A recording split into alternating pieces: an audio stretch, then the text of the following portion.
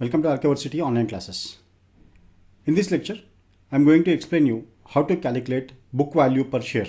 Book value per share is used to compare it with market value of the share. If book value per share is greater than market value of the share, then it is said that the stock is undervalued, and which indicates buying a stock. So now I'll show you how to calculate, analyze and interpret book value per share using financial statements of two real companies. Book value per share is calculated as total equity minus preferred stock upon average number of equity shares, that is common shares outstanding. So when we say that equity shares outstanding is they are fully paid. So to calculate this book value per share, I am using annual reports of two companies. One is GPI, Godfrey Phillips India Limited, and here is the balance sheet, and from a balance sheet onto the liabilities side you can find the total equity. So total equity is 2,06,084.88, and here this is 1,89,627.40, and all these amounts are in lakhs. You need to pay attention to this detail, that is rupees lakhs, and this is for the two financial years 2019 and 2020. Then here this gives you your numerator, then your denominator.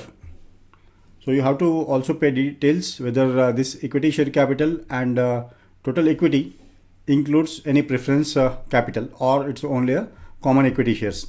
So those details you can find out from the note, which is note 17, and note 18 will give you those details. So we'll look at the note 17 and note 18.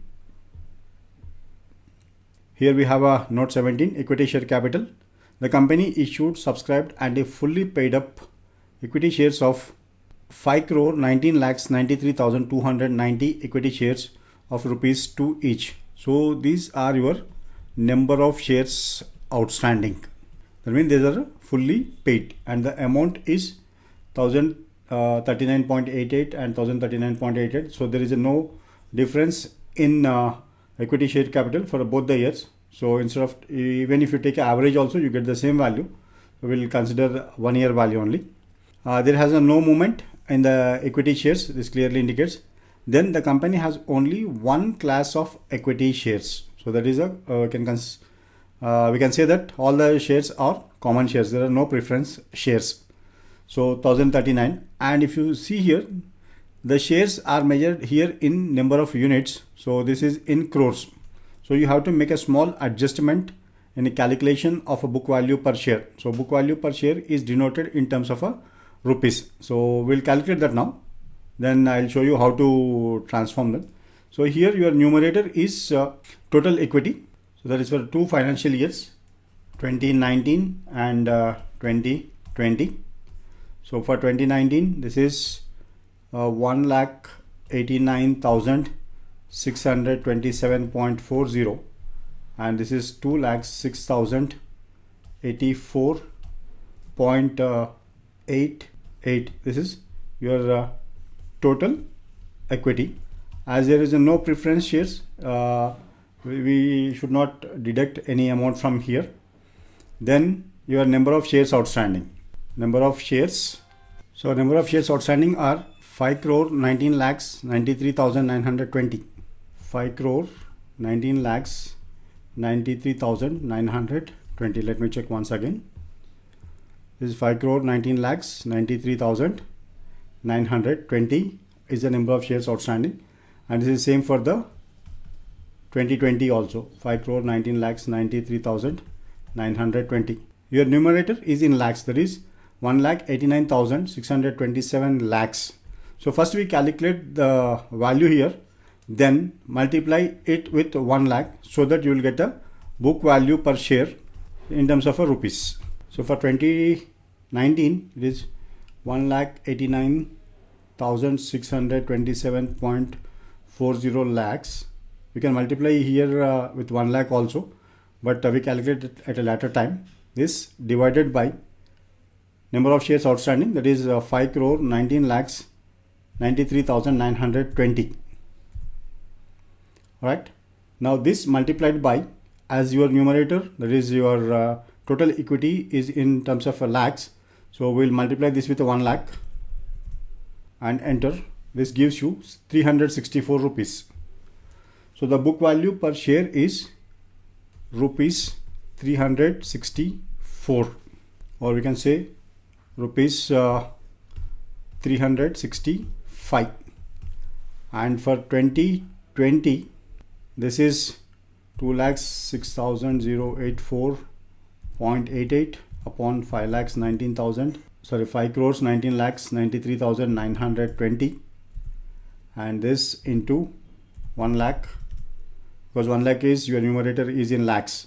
So 396.36, we can say 396 rupees 396. So there is an increase in the book value of this particular company's stock in the year 2020. In 2019, this is a 365, and 2020, this is 396. Now this book value is compared with the market value per share. So market value per share, assuming that if a market value per share is 300, then this stock is undervalued, because your book value is greater than market value of the stock. So this indicates the stock is undervalued, and this gives an indication to buy. So similarly, we look at another company's stock. So here this is UB, United Beverages, and the total equity here is 3,51,797 and 3,18,189, and this amount is in rupees lakhs again. Right, this is for the two financial years, 2019 and 2020. And we look at the equity share capital. Issued, subscribed and fully paid up shares are 26 crore 44 lakhs 5,149. We have to consider this amount. And in case of this company also, there is no change in equity between year 2019 and 2020. So using these values, we'll calculate the book value per share. First we look at values for 2019 and 2020. So 2019, this is 3,18,189 lakhs. So we'll multiply this with lakhs at the end, and 3,51,797. So this is total equity. And then you have number of shares, that is 26 crore 44 lakhs 5,149. This is same for the 2020 also, that is 26 crore 44 lakhs 5,149. This is number of equity shares outstanding. Now your book value per share, this equals to 3,18,189 upon 26 crore 44 lakhs 5,149, and this into 1 lakh. So 120 rupees. So the book value per share is rupees 120 in the year 2019, and now we calculate for 2020 also. This is 3,51,797 upon 26 crore 44 lakhs 5,149, this into 1 lakh. So 133 rupees 133. In this case also, that is a UB, the book value per share increased from 120 to 133. That is, there is an increase of rupees 13 in book value per share. And again, this book value per share is compared with market value per share. So market value per share is compared with book value per share. And if book value per share is greater than market value per share, then the stock is undervalued and indicates a buy signal. In case if a market value per share is greater than your book value per share, then the stock is overvalued, and you need to be cautious whether this overvaluation is due to projected financials of the company, that is how the investors are optimistic about future, or it is because of exaggerated price. So based on that, you can make a decision whether to sell the stock or retain the stock. So this is how you need to calculate the book value per share and compare it with the market value per share and take a decision whether to buy or sell a stock. Thank you. Thank you for listening to the lecture.